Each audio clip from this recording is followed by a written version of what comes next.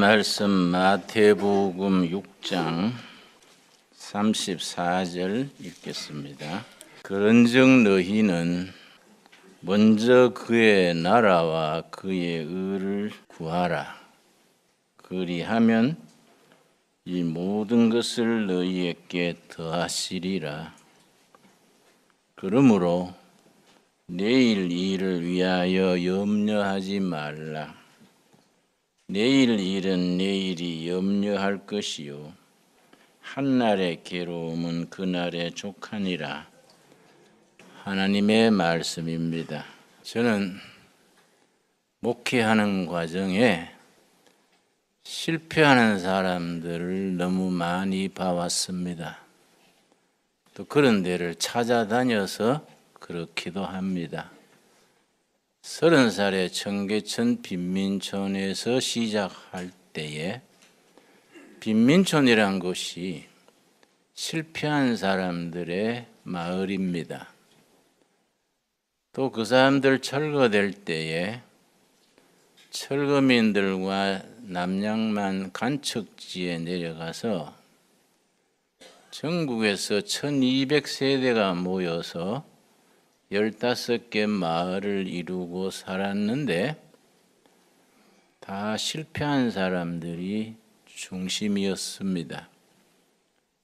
또 두레마을을 세워서 공동체를 운영할 때에 이런저런 사연으로 실패하고 알코올 중독이 되고 우울증이 걸리고 이런 사람들이 주로 모여들어서 마을을 이루어 살았었습니다. 28년 만에 그 농촌 한림교회 목회 마무리하고 구리로 나와서 개척을 했는데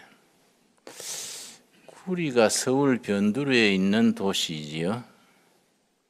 서울에서 실패하면은 구리로 와요. 구리에서 실패를 하면 동두천으로 오고요. 동두천에서 실패하면 포천 논바닥에 가서 하우스 짓고 다시 시작해요. 참 안타까운 거지요.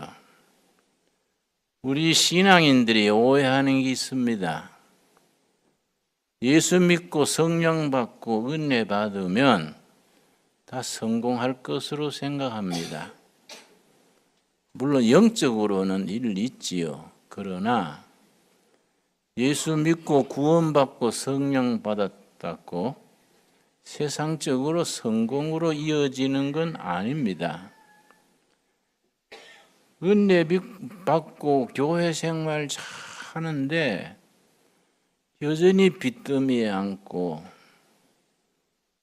맨날 돈 꾸러 다니고 헌금을 하고 싶어도 못하고 그런 걸 보면 참 안타깝습니다.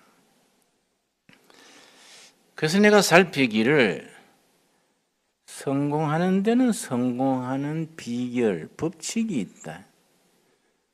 뉴턴이라는 분이 만유인력의 법칙이라는 법칙을, 물리학의 법칙을 찾아냈는데 성공하는 데도 법칙이 있고 실패하는데도 실패할 수밖에 없는 법칙이 있다.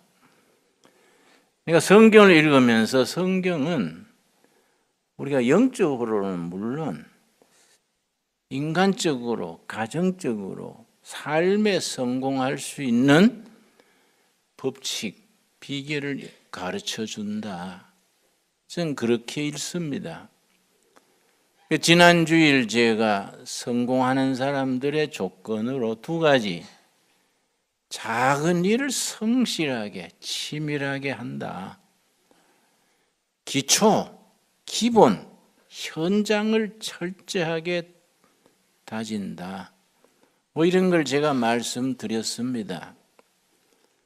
이번 주, 다음 주까지 같은 제목으로 성공한 사람들의 조건, 그걸 함께 말씀을 통해서 나누고자 합니다.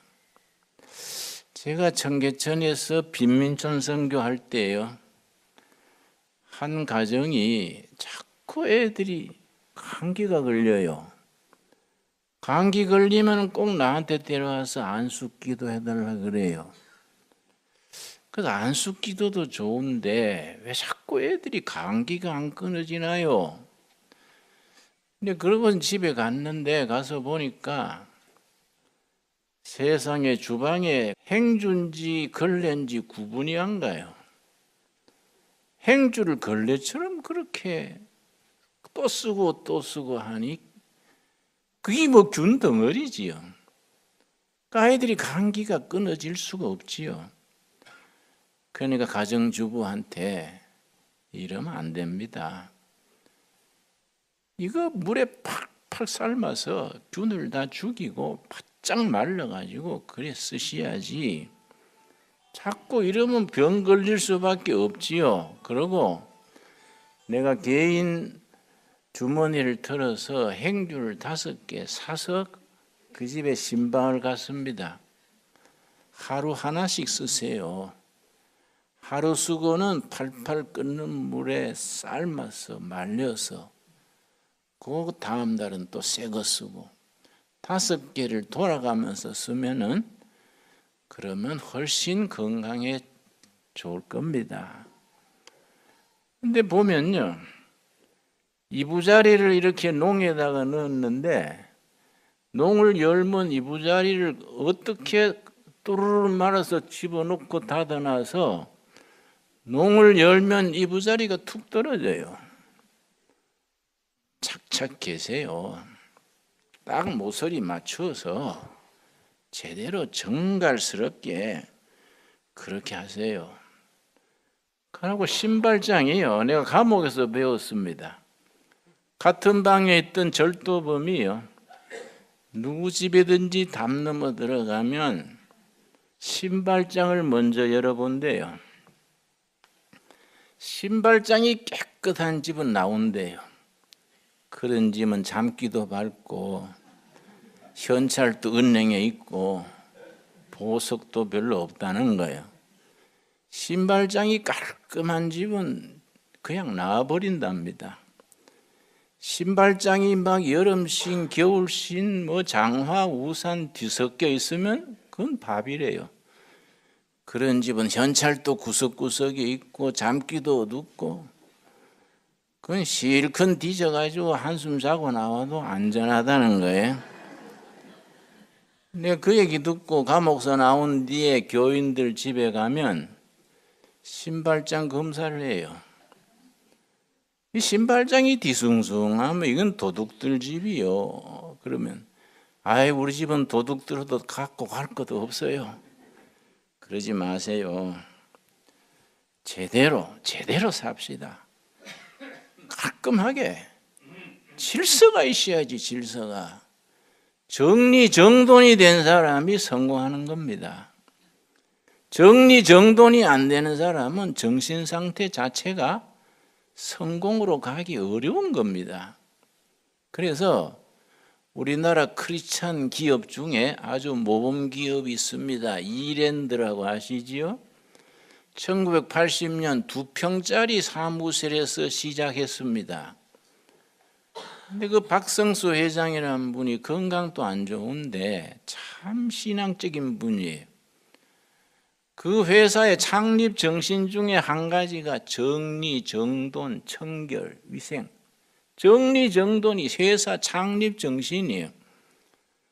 근데 그분들 얘기는 정리, 정돈이 뭐 환경만 정리, 정돈이 아니라 마음의 정리, 정돈, 영적인 정리, 정돈, 인간관계의 정리, 정돈 넓게는 포함된다는 겁니다. 우리 고린도전서 14장 40절 한번 찾아보겠습니다. 고린도전서 14장 40절 말씀. 우리는 영적으로 믿음 좋으면 그런 거는 관계없다고 생각하기 쉽습니다. 전혀 그렇지 않습니다. 신앙과 생활은 항상 같이 나가는 거지요. 그래서 저는 신앙생활 안 그러고 생활신앙 그럽니다. 생활신앙.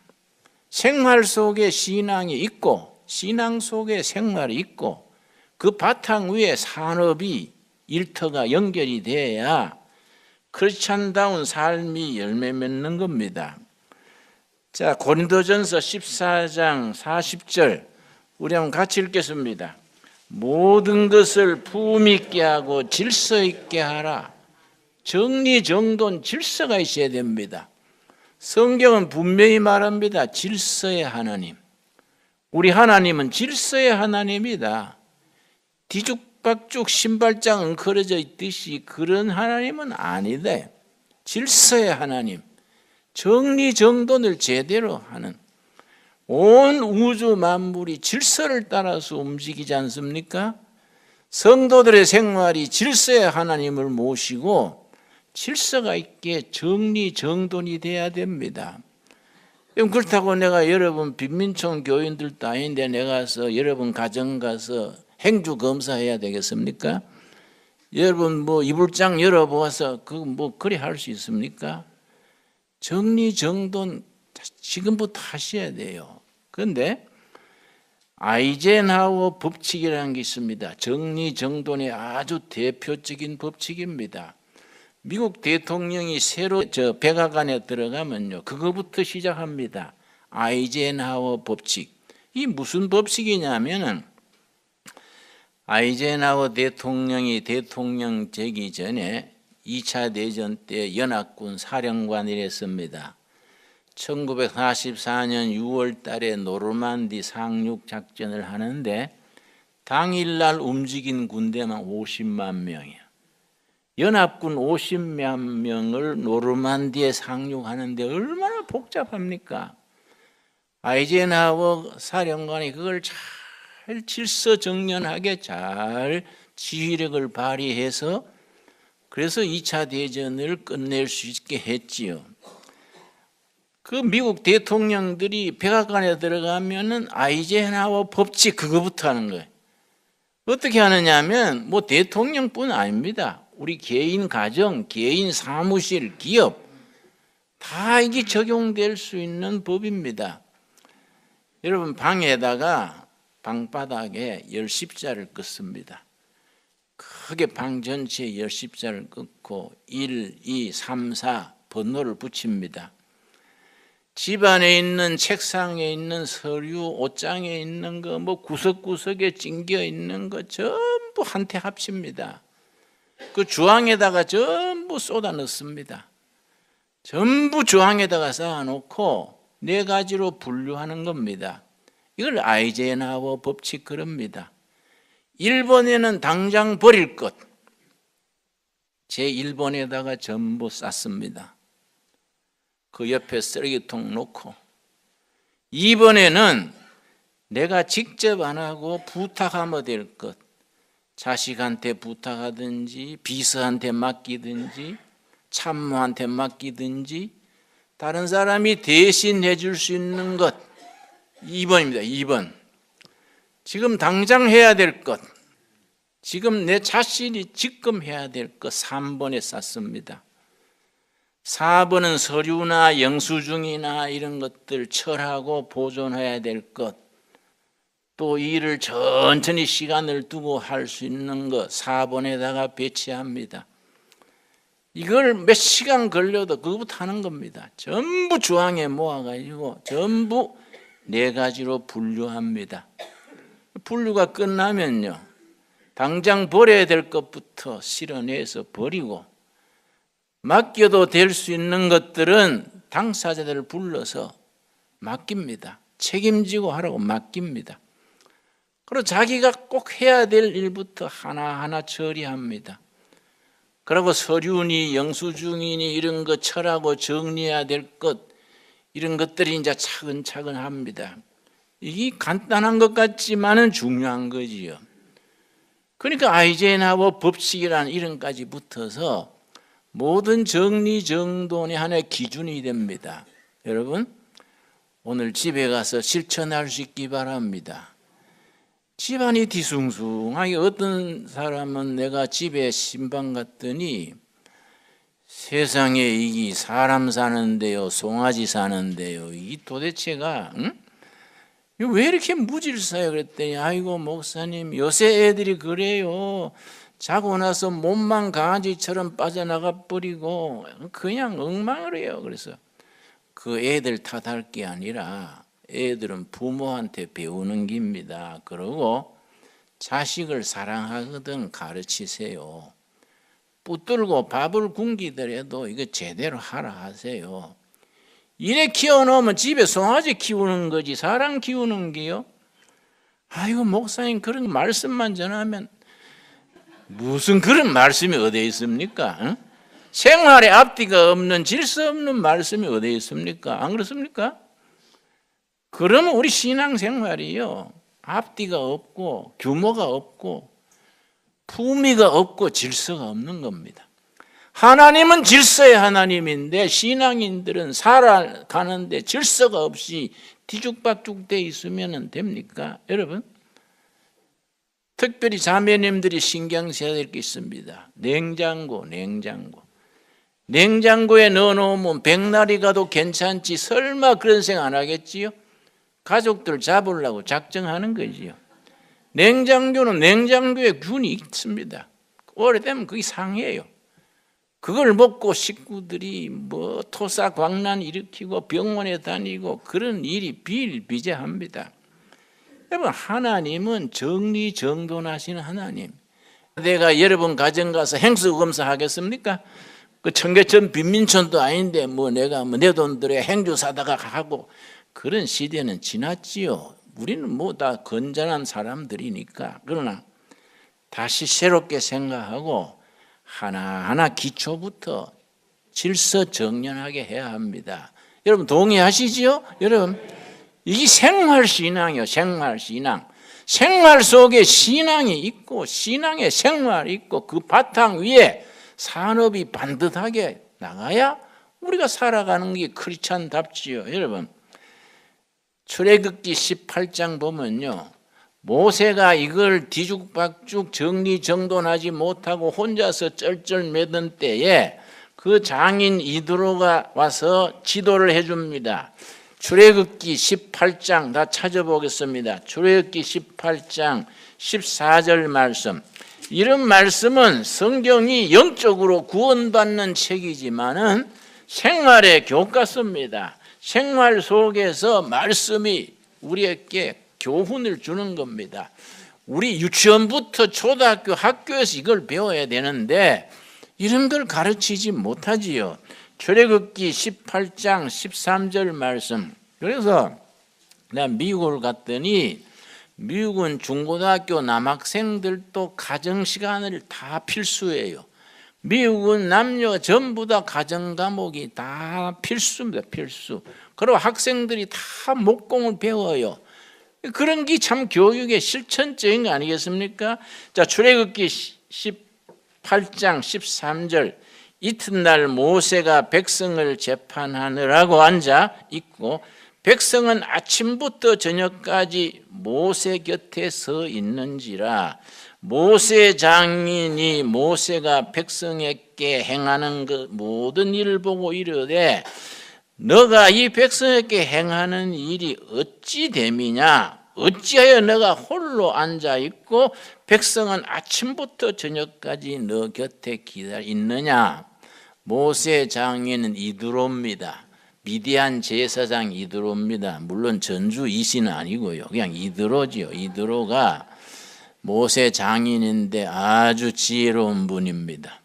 모처럼 사위가 큰일 한다고 해서 찾아왔는데 애굽에서 나와가지고 광야로 나가 행진하는데 뭐 사건이 생기지 않습니까? 뭐 이웃관계, 가족관계, 뭐 사건이 연방 일어나지요. 모세가 앉아가지고 하나하나 처리하는데 혼자서 한계가 있지 않습니까? 아침부터 저녁까지 사람들은 줄 서서 기다리는 거예요. 모세는 혼자서 지쳐가지고 식사할 시간도 없고 지혜로운 장인 이드로가 자네 하는 일이 옳지 않네. 야, 이 사람아 그래 하면 자네도 지치고 백성도 기다리는 거 지치고 시간 소원에 체력 소원에 얼마나 손해가 많으냐. 이걸 질서정연하게 이걸 효과적으로 제대로 하게 어떻게 하느냐. 자네는 해야 될 건 두 가지야. 20절입니다. 20절 말씀. 18장 20절. 그들에게 율례와 법도를 가르쳐서 마땅히 갈 길과 할 일을 그들에게 보이고, 최고 지도자 모세가 할 일은 하나님의 법을 따라서 가야 될 길, 목표, 비전입니다. 해야 할 일, 실천 사항, 이거는 자기의 역할입니다. 이걸 분명히 가르치고 어떻게 하느냐? 21절입니다. 너는 또 온 백성 가운데서 능력 있는 사람들, 곧 능력 있는 사람을 뽑아서 역할을 맡기는데 어떻게 뽑느냐? 하나님을 두려워하며, 둘째, 진실하며, 셋째, 불의한 이익을 미워하는 자를 살펴서 백성 위에 세워 천부장과 백부장과 50부장과 10부장을 삼아 그들이 때를 따라 백성을 재판하게 하라. 큰 일은 모두 너게 가져갈 것이요 작은 일은 모두 그들이 스스로 재판할 것이라.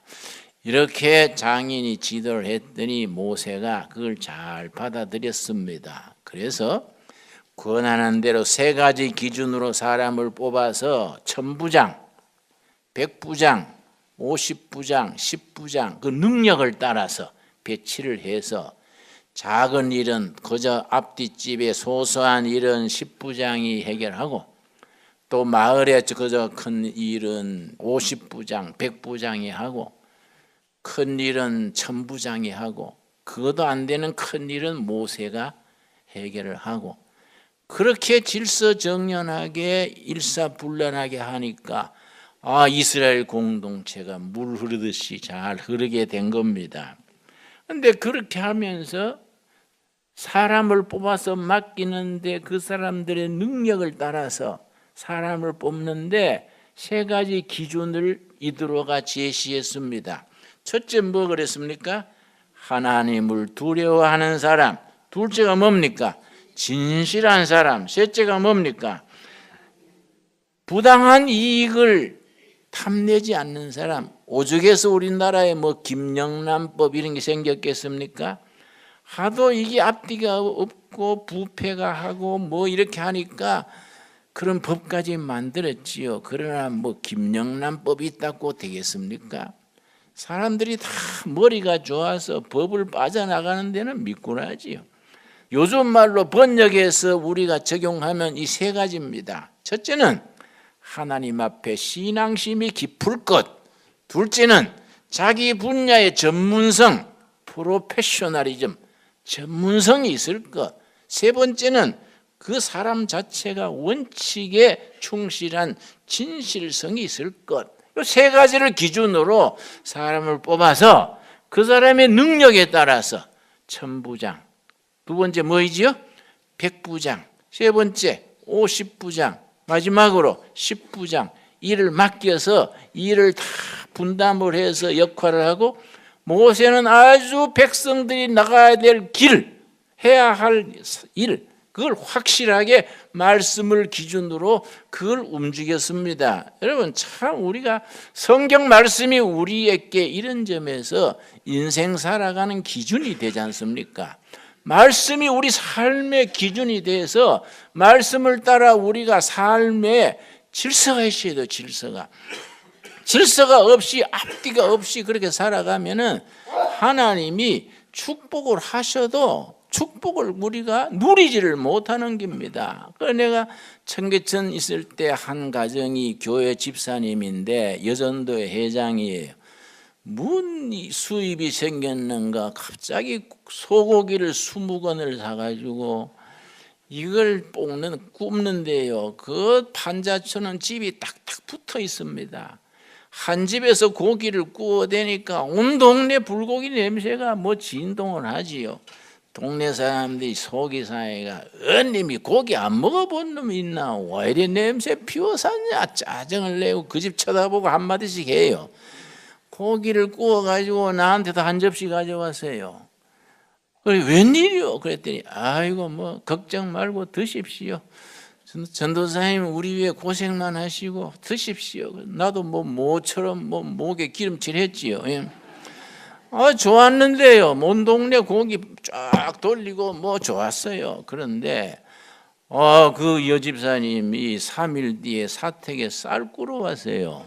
전도사님 죄송하지만 쌀 있으면 한 대빵만 구워주세요. 그래서 아니 3일 전에 온 동네 불고기 잔치 해놓고 쌀이 왜 어떻게 된 거요? 도둑이 쌀자루 가져간 거요? 그랬더니 그 여전도 회장이요. 아이고 전도사님 그때는 뭐처럼 돈 생겼길래 죽게 하며 살기로 먹어뿌렸지요 뭐. 그러니까 내가 아주 가슴이 탁 막혀요. 뭐처럼 돈 생겼다고 또 원수 갚듯이 얼른 먹어버리고 3일 뒤에 쌀 꾸러 다니는 거예요. 그러니까 마침내 빈민촌에 와가지고 고생들 하는 겁니다. 그래 내가 하도 그런 게 답답해서요. 우리 교인들 다 모아놓고 내가 볼 때 이 청계천 빈민촌에 안 올 사람이 온 사람 없는 것 같아요. 응?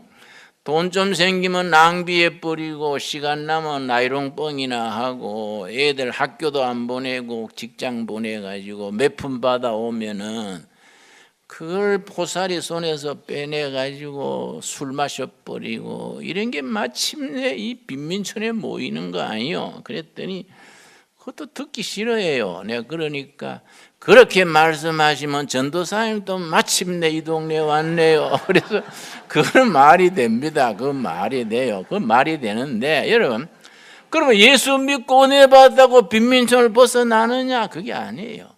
예수 믿어도 삶의 방식이 바뀌지 않으면은 질서를 존중하고 정리정돈을 하고 규모 있게 나가지 않으면 예배당 댕기는 거하고 빈민촌 사는 거하고 이게 이 벗어나지를 못하는 겁니다. 그래서 내가 하도 실패하는 사람들하고 살아서 안 그렇습니까? 빈민촌에서 몇 년 살았지요. 지역 가서 완전히 망한 사람들 모여서 살았지요. 뭐 남양만 간척지에 가서 소금 땅에 헤매고 살았지요. 공동체 하면서 완전히 망가진 사람도 살았지요. 그래서 이 가난한 사람들은 왜 이래 가난하냐? 성공한 사람들은 왜 성공하느냐? 거기에 질서가 있고 규칙이 있고 법칙이 있다. 성경 그걸 가르쳐 주는데 우리가 성경을 읽어도 그걸 삶에 적용하지를 못하는 겁니다. 삶에 적용을 해서 작은 일 하나하나에 정성을 쏟고 그렇지요? 그리고 삶의 기반이 탄탄해야 돼요. 기반이 탄탄하지 못하니까 이 뭐 나라가 될 듯 하다가 통째로 흔들려 버리고 여러분 세월호 같은 거 지나간 얘기입니다만 세월호가 얼마나 일어날 일입니까? 그게 후진국에서 일어나지. 어떻게 그런 사건이 났는데 세월이 일어난 것도 그거 비극이지만은 지금까지 세월을 또 울고먹는 사람이 있어. 세월호 위원회가 생겨져 가지고 그 도대체가 뭐 하는 데인지 도대체가 이게 뭐 나라가 그렇게 뒤죽박죽 나가면은 그 뭐 합니까 그걸? 온 국민이 그걸 교훈 삼아 가지고 그런 사건에 안 나게 하자. 이렇게 마음을 모아야지. 그래서 위에 사람부터 백성들이 나갈 길, 방향, 비전을 분명히 제시하고 각 부서에서 각자가 해야 될 일을 탁탁 분담해서 나라나 가정이나 기업이나 그렇게 나가야지. 맨날 뒤죽박죽 했던 거 또 하고 되풀이하면은 하나님이 우리 백성을 축복하시려 그래도 복을 받을 수가 없는 겁니다. 여러분 동의하시지요? 그러니까 우리는 모처럼 동두천 산골짜기에 세목골에 모였는데 여기서 한번 우리가 성경 말씀대로 살아서 이렇게 살면 하나님의 축복을 누리고 성공하고 모든 백성들에게 이렇게 나갈 길을 보여줄 수 있다. 한번 우리가 여기서 승부를 걸 수 있게 되기를 바랍니다. 그래서 우리가 야구할 때요 9회 말 홈런 가는 거 아시죠? 9회 말 홈런 8회 말까지 계속 지다가 뭐 4대 1로 뭐 5대 1로 지다가 9회 말에 하면 홈런 쳐가지고 뒤집는 수가 있습니다. 우리가 요 인생살이가까지 모여올 때 우리가 뭐 부진하게 살았더라도 여러분 세상살이가요 하나님이 가끔 이 줄 서가서 있는데 호래기를 확 불고 뒤로 돌아 할 때가 있습니다. 뒤로 돌면 꼴등 1등 되는 거예요. 여러분, 그래 호래기 쏘기를 기다려야 돼요. 성경 말씀에 그런 말씀이 있다. 이게 하나님이 호래기 불면 꼴찌가 1등 되는 겁니다. 여러분, 동두천 세목굴에서 꼴찌가 1등 되는 걸 삶으로 보여줄 수 있게 되기를 바랍니다. 우리 할 수 있어요. 할 수 있어. 작은 일부터, 아주 기초부터, 그러고 모든 일에 질서에 하나님을 따라서 질서정연하게, 여러분, 질서 있게 할 때에 하나님께서 우리에게 축복하시고 인도하시고 우리가 우리 삶을 통해서 하나님께 영광 돌리게 될 줄로 믿습니다. 우리 기도하겠습니다. 주님, 은혜를 감사드립니다. 말씀이 우리의 양식이 되고 등불이 되어서 우리 삶을 인도하심을 감사드립니다. 질서에 하나님께서 모든 일을 품위 있게 하고 질서 있게 하라 하셨습니다. 우리가 정말 하나님의 말씀과 하나님의 가르치심이 삶의 기준이 되어 하나님께 영광 돌리게 하여 주시옵소서. 오늘 마태복음 6장 33절에 너희는 먼저 구할 것을 구하고 나중할 것을 나중하고 그런 지혜를 가지라 하였습니다. 말씀에 우리 양식이 되어서 말씀을 따라 우리가 성공하고 하나님께 영광 돌리게 하여 주시옵소서. 예수님 이름 받들어 기도드렸사옵나이다. 아멘. 주님, 지난 1년도 나를 살펴 부족한 기도로 응답해 주신 당신께 더 감사는 기가 막힌 결과보다 제 기도를 기각해 주신 것에 광야 걸으며 절박한 마음으로 누구보다 무릎 꿇고 주님께 기도해요.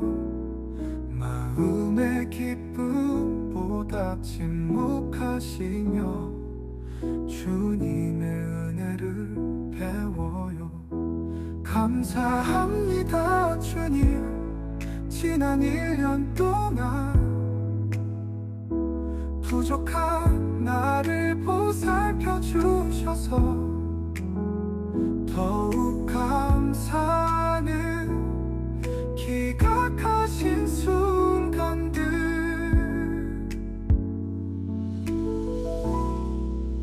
가슴에 품은 감사의 기도로 절박함 속에서 찾는 희망을 주님의 뜻 깨닫게 해주셔서 조용히 배워가요. 광야를 걷는 우리에게 주신 시련 속의 은총을 깨달아 가슴 깊이 새기는 감사의 기도 주님 은혜를 찬양해요. 감사합니다 주님, 지난 1년 동안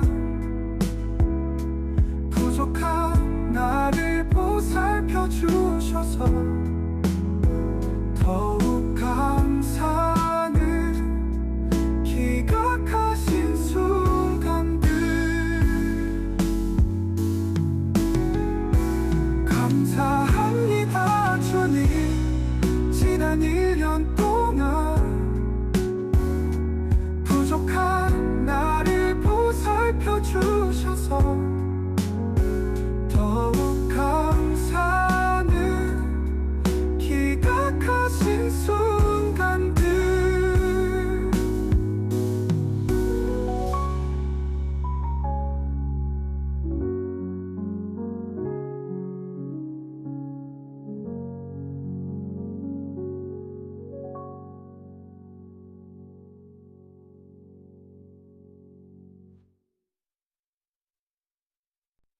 주님, 지난 1년도 나를 살펴 부족한 기도로 응답해 주신 당신께 더 감사는 기가 막힌 결과보다 제 기도를 기각해 주신 것에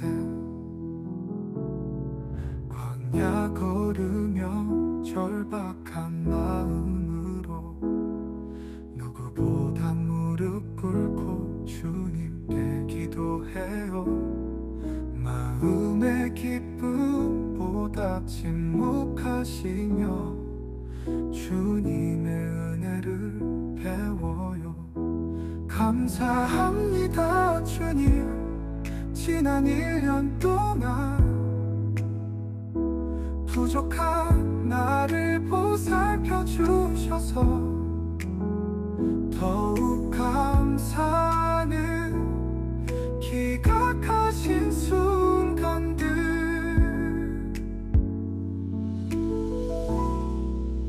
가슴에 품은 감사의 기도로 절박함 속에서 찾는 희망을 주님의 뜻 깨닫게 해주셔서